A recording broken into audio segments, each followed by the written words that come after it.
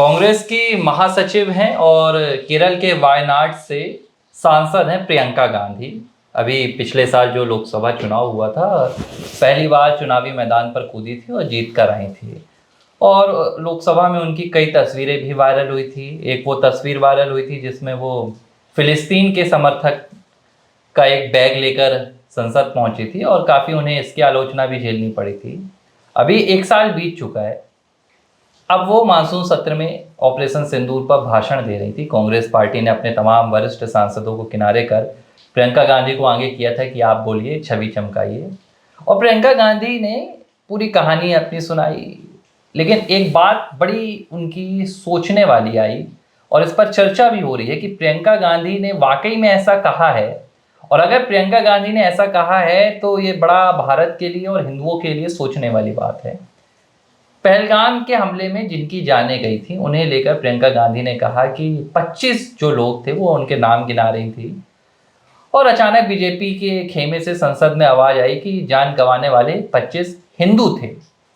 तो प्रियंका गांधी ने बीजेपी सांसदों की बात को काटा और जोर देते हुए कहा कि जान गंवाने वाले 25 भारतीय थे। मेरा एक ही सवाल है कि जिस दिन ये पहलगाम की घटना निकलकर सामने आई थी, बाकायदा वहां पर एक कतार बनाई गई थी आतंकियों के द्वारा और पूछा गया था कौन हिंदू है, कौन गैर हिंदू है। और जो गैर हिंदू थे उन्हें किनारे कर दिया गया, जो हिंदू थे उनकी जान ले ली गई। इसी संसद में एक और भाषण हुआ था जो बीते दिन ही हुआ था। वो असदुद्दीन ओवैसी साहब का था, AIMIM के चीफ हैं और ऑपरेशन सिंदूर पर, पहलगाम पर जमकर उन्होंने बोला भी है। उन्होंने अपने भाषण में ये बात की। उन्होंने कहा कि पहलगाम में जब लोगों की जान ली गई तो उनका आइडेंटिफिकेशन किया गया, उनका धर्म पूछा गया और फिर उनकी जान ली गई। क्या जिन्होंने जान गंवाई वो हिंदू नहीं थे? प्रियंका गांधी इस बात को स्वीकार क्यों नहीं कर पा रही हैं? होता क्या है कि जो भाषणबाजी होती है, कुछ लोग जो हैं, कुछ राजनेता जो हैं, जब भाषणबाजी करते हैं तो भावनात्मक रूप से जो विचार करते हैं वही उनकी जुबान पे आता है। लेकिन एक प्री प्लान तरीके से और एक वोट बैंक को देखते हुए भाषणबाजी करना, वो बहुत बड़ा अंतर होता है। आपने ओवैसी का उल्लेख किया, ओवैसी भी चाहते तो वो मुसलमानों के वोट बैंक से ही सांसद बनते हैं, तो उस पर कटाक्ष नहीं करते और ये बात नहीं करते कि धर्म पूछ कर गोली मारी गई। लेकिन उन्होंने इसको स्वीकार किया कि किस तरह से कतारबद्ध तरीके से कहा गया और किस तरह से हिंदू गैर हिंदुओं को अलग किया गया और उसके बाद ये कोहराम कत्लेआम मचाया गया। लेकिन प्रियंका गांधी जब इस बात पे आती हैं तो वो वर्ड का प्रयोग करती है कि हिंदुस्तानी थे। भाई, हिंदुस्तानी की बात तो तब होती है और जब हम इसको इंडिकेट करते हैं, मान लीजिए कोई विदेश में कोई घटना घटित हो जाए और तब हम कह सकते हैं कि भाई हमारे भारतीयों की हत्या की गई, इस तरह से। लेकिन यहाँ पर तो सब कुछ घटनाक्रम पता है और ये भी पता है कि हम ऑपरेशन सिंदूर हमने क्यों चलाया, आखिर हमने नाम ऑपरेशन सिंदूर क्यों दिया। और ये ऑपरेशन सिंदूर का जो नाम था, ये कोई राजनेताओं ने तो दिया नहीं, ये भारतीय सेना ने दिया है। तो भारतीय सेना जब ऑपरेशन सिंदूर का नाम देती है तो इसका जाहिर सी बात है कि सिंदूर को उजाड़ा गया है, माताओं बहनों के सिंदूर को उजाड़ा गया है और टारगेट पे सिर्फ हिंदू धर्म ही था और इस चीज़ को भुलाया नहीं जा सकता और न दरकिनार किया जा सकता। मैं एक चीज़ कहूँगा कि इस देश में क्या हिंदुओं की कोई आइडेंटिटी नहीं है? क्या हिंदुओं का कोई यहाँ पर परिचय नहीं है? क्या हिंदू होना इस देश में किसी भी तरह से लज्जित होना है? मैं इसलिए बोल रहा हूँ, यही प्रियंका गांधी हैं। इन्होंने जब उत्तर प्रदेश में महासचिव के तौर पर, उत्तर प्रदेश के प्रभारी के तौर पर काम किया, ये हाथरस गईं, ये दलितों के घर में गईं, तो इन्होंने क्या कहा? हाथरस में दलित महिला के साथ, दलित लड़की के साथ अत्याचार हुआ। ये दूसरी जगह गईं तो उन्होंने कहा कि वहाँ पर आदिवासी के साथ ऐसा हुआ। ठीक है, इनके भाई हैं राहुल गांधी, कांग्रेस पार्टी के नेता, वो सरकार को बार बार कहते रहते हैं कि आप OBC के साथ अन्याय कर रहे हैं, जो आपके अधिकारी हैं वो OBC नहीं हैं, OBC को मौका नहीं दिया जाता है। ठीक है, रोहित वेमुला का केस आता है तो आप दलित की बात करते हैं, दलितों के साथ हो रहा है। यही कांग्रेस पार्टी है जो बार बार अल्पसंख्यकों का जिक्र करती रहती है देश में कि भाई अल्पसंख्यकों के साथ ये हो रहा है, मुस्लिमों के साथ ये हो रहा है, मुस्लिम महिलाओं के साथ गलत हो रहा है, ऐसा हो रहा है, वैसा हो रहा है। जब बात हिंदुओं की आती है तो आप कहते हैं वो हिंदू नहीं है, मरने वाले तो भारतीय थे। तो फिर मेरा एक सवाल है कि फिर जब बात मुस्लिमों की आती है तो वो मुस्लिम कैसे हो जाते हैं? क्या मुस्लिम इस देश के नागरिक नहीं है? क्या मुस्लिम भारतीय नहीं है? क्या दलित भारतीय नहीं है? क्या आदिवासी भारतीय नहीं है? क्या ओबीसी भारतीय नहीं है? वो भी भारतीय है। वहां आपको इनकी जात नजर आती है, वहां आपको इनका धर्म नजर आता है, वहां आपको इनका समुदाय नजर आता है।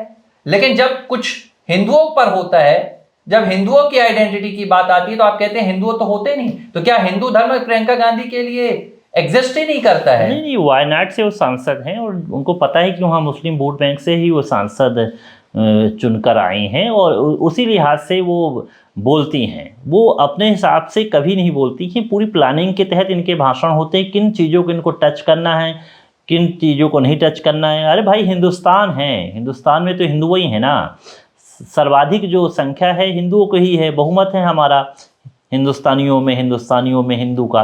तो अब इस चीज़ को दरकिनार करके आप जो बातें करते हैं, हिंदू बोलने में आपको शर्म किस बात की है?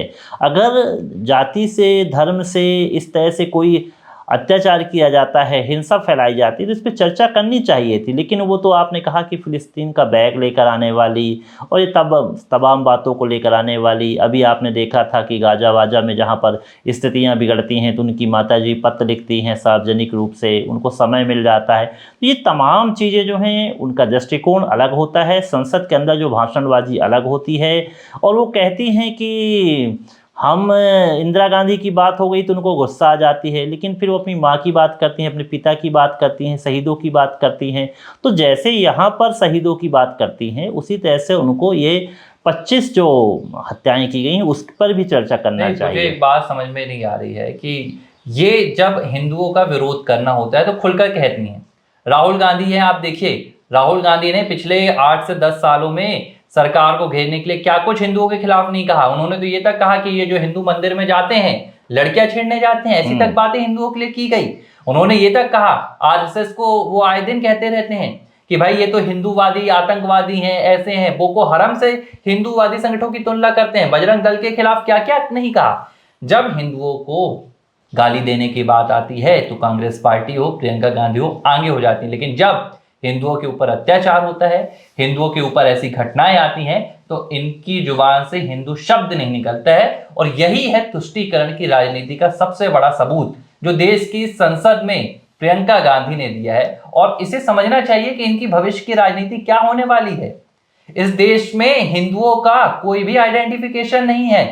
अगर आपके धर्म पर या आपको हिंदू होने पर किसी तरह से आपके ऊपर कुछ होता है, तो ये समझ लीजिए कि कांग्रेस पार्टी या इनके कोई भी नेता आपको हिंदू मानते ही नहीं है, वो आपको भारतीय मानेंगे। लेकिन अगर दूसरे धर्म के साथ कुछ होता है तो वो उसे भारतीय नहीं मानते हैं, फिर वो उसके धर्म की बात करते हैं। फिर वो कहते हैं कि भाई मुस्लिमों के साथ ऐसा हो गया है, अगर किसी समुदाय में होगा तो वो कहेंगे दलितों के साथ। यही है दोहरापन, यही है दोहरी राजनीति। नहीं, उसमें क्या है, सीजनेबल राजनीति करते हैं। ये मौसम के अनुरूप जो बदलते हैं, जिस तरह से मौसम बदलता है ठीक वैसे ही ये राजनीति करते हैं।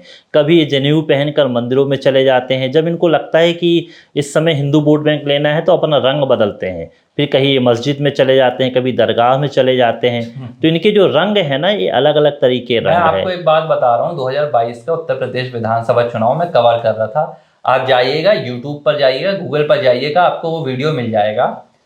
तब एक सावन आया था 2022 में, जब चुनाव होने वाले थे उत्तर प्रदेश में। तो यही प्रियंका गांधी सावन के महीने में उत्तर प्रदेश के एक शिव मंदिर में लाइन में लगी हुई नजर आ रही थी। ठीक कहा आपने, कतार में लगी हुई थी। आप जाइएगा, वीडियो ढूंढिएगा, आपको मिलेगा। आज सावन चल रहा है, सावन का तीसरा सोमवार हो गया है। राहुल गांधी हो, प्रियंका गांधी हो, किसी मंदिर में नजर नहीं आए। क्यों? चुनाव नहीं है। अगर यही गुजरात में चुनाव होता, उत्तर प्रदेश में चुनाव होता, तो प्रियंका गांधी सावन में भगवान भोलेनाथ के दर पर आपको बैठी हुई नजर आती। तो 2022 में आपकी भक्ति कैसे जागी प्रियंका गांधी? अचानक आप कतार में लगकर शिव मंदिर में लोटा लेकर जल चढ़ाने चली गई, नवरात्रि में आप देवी मां को पूजने चली गई। लेकिन अब चुनाव नहीं है तो सावन गया, भूल जाइए सावन। इस तरह की दोहरी राजनीति है और इसीलिए इन्हें देश की संसद में हिंदू शब्द इनकी जुबान से निकलने में भी इन्हें इतनी बड़ी आपत्ति हो गई कि इन्होंने अपने मुख से हिंदू शब्द नहीं निकाला। ये सब चुनावी नेता हैं और चुनावी दौर पर निकल कर सामने आ रहे हैं और ये अपने मतलब से ही सारे प्रयोग करते हैं, तमाम भाषणबाजी को करते हैं। तो मुझे लगता है कि ये दोहरा चरित्र है राजनीति का जो लगातार कांग्रेस का देखने को मिल देखिए, रहा है। मुझे तो बड़ी हैरानी होती है जो लोग कहते थे कि प्रियंका गांधी संसद में आएंगी तो कांग्रेस पार्टी का कद बढ़ेगा, प्रियंका गांधी राहुल को ओवरसीट कर देंगी। जाहिर सी बात है, प्रियंका गांधी राहुल को ओवरकम कर रही हैं, लेकिन उसी बेवकूफ़ी में, उसी तुष्टीकरण की राजनीति में जिसे लेकर राहुल गांधी संसद में जैसी बातें करते हैं, ना कोई तथ्य रहता है ना तर्क रहता है, वही लाइन अब प्रियंका गांधी भी कर रही है। इसमें कोई दो राय नहीं है, लेकिन इस देश की जनता को समझना चाहिए कि किस तरह उनके साथ भेदभाव हो रहा है। एबीसी हिंदी न्यूज, आज ही जुड़िए हर खबर के साथ।